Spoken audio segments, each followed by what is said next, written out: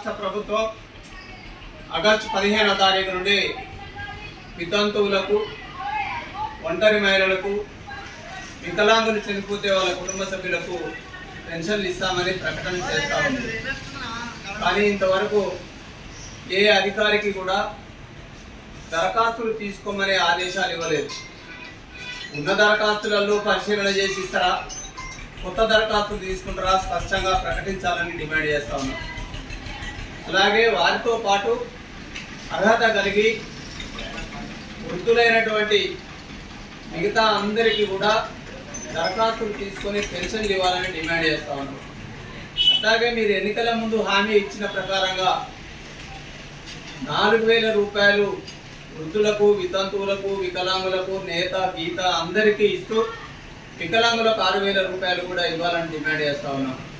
మీరు చేస్తున్నటువంటి ప్రకటనలతోటి ఆశావహుల్లో ఆశ రేకెత్తించే విధంగా ఉన్నది తప్ప ఆచరణలో చూస్తే శూన్యంగా ఉంది.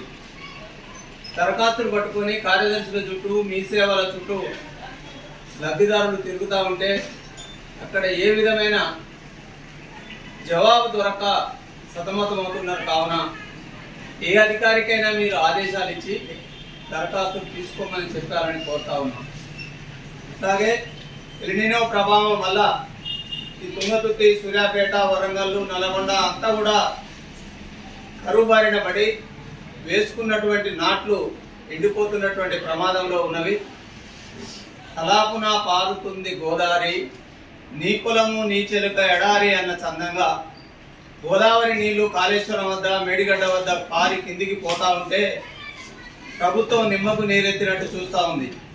మా ప్రతిపక్ష పార్టీ నాయకులైనటువంటి కేటీఆర్ గారు కానీ, హరీష్ రావు గారు కానీ సందర్శించి అక్కడ ఏ విధంగా కన్నెపల్లి పంపులను ఆన్ చేస్తే నీళ్లు తుంగతుర్తి, సూర్యాపేట ప్రాంతాలకు ఇవ్వచ్చో చెప్పినప్పటికీ కూడా పట్టుదలకు పోయి ప్రభుత్వం చెప్పిన అబద్ధాలను కప్పిపుచ్చుకోవడానికి మరొక అబద్ధం ఆడుతూ నీళ్ళు ఇవ్వకుండా జిల్లా మంత్రి ఉత్తమ్ కుమార్ రెడ్డి గారు కానీ, రాష్ట్ర ప్రభుత్వం కానీ, ముఖ్యమంత్రి గారు కానీ ఇక్కడ పొలాలను ఎండబెట్టే ప్రమాదం జరుగుతూ ఉంది. రైతాంగం ఇబ్బంది పడుతూ ఉన్నారు. మీరు వచ్చినటువంటి 30 నెలల పాలనలో కూడా పూర్తిగా రైతాంగాన్ని విస్మరించి రైతు వ్యతిరేక ప్రభుత్వంగా నడుస్తున్నారు తప్ప రైతులకు కానీ, ప్రజలకు కానీ, నిరుద్యోగులకు కానీ, విద్యార్థులకు కానీ ఈ ప్రభుత్వంలో తీరని నష్టం జరిగింది. ఫీజు రియంబర్స్మెంట్ ఇవ్వమని అడిగినటువంటి విద్యార్థులను క్రిమినల్ వేస్ట్ అని మాట్లాడడం అనేది చాలా విచారకరంగా ఉంది. దీన్ని తీవ్రంగా ఖండిస్తూ ఉన్నాం. ఇంజనీర్లు కూడా ఎంతోమంది చెప్పారు నీళ్ళు ఇవ్వచ్చు, ఎన్డీఎస్ఏ నీళ్ళు ఇవ్వద్దని చెప్పలేదు.